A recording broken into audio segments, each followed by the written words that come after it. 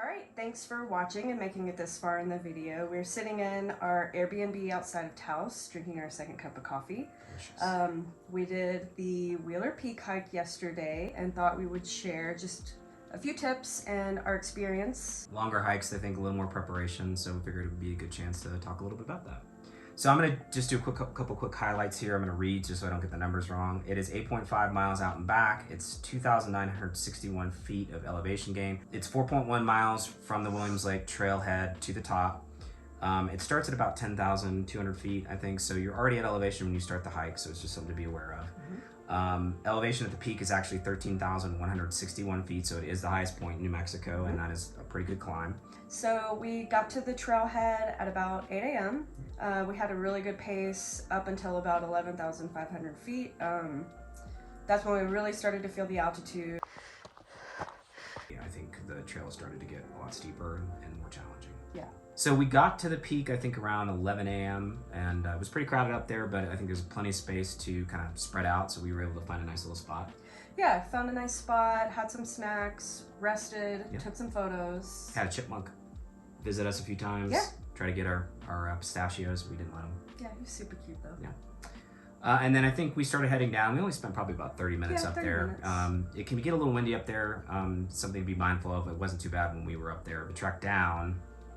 Yeah, the trek down, I mean, obviously it's easier because you're going downhill, but then you're dealing with rock and gravel, definitely skid a little bit.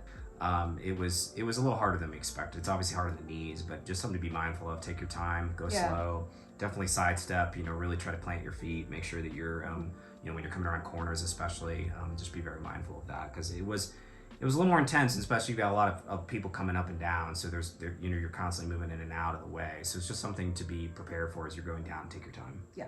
So just a few tips just to help, a safer and more enjoyable experience on the hike. I think the big one is acclimation. Just, this altitude is no joke. It starts at 10,000 feet, like we said, gets up to 13,000.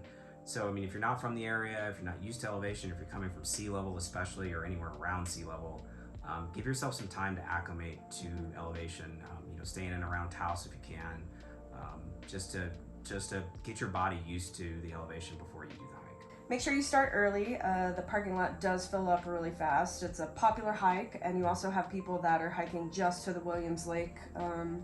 So that's a popular one for families. Yeah, we got there I think around 7:50 in the morning, and There was already a full parking lot. We managed to find a spot, but you know, every time we've been in that area, it's always pretty full, especially on the weekends. So it's just something to be mindful of. You want to start early anyways with these longer peak hikes, but definitely just logistics wise, get there early. So another thing is, and we kind of mentioned this earlier, is just giving yourself some time at the top. We took about 30 minutes, but you want to give yourself a little bit of time to enjoy the experience. You know, I think it's about a 5.5 hour total average time to do this hike up and down, but that's moving at a pretty quick pace without really stopping much and probably not spending a lot of time at the top.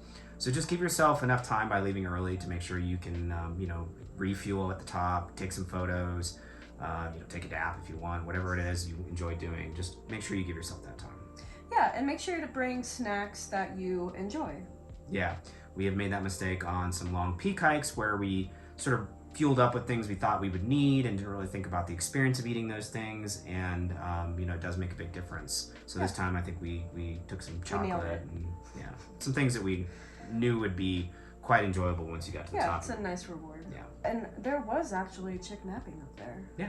So another thing I think to be mindful of, just especially in general, but on longer hikes, you know, is just trail etiquette. We'll likely do a longer video on this at some point because it's, you know, I think you can cover this pretty much in depth, but I think some of the basics to be mindful of just so that you can enjoy your experience and everyone else on the trail can enjoy theirs.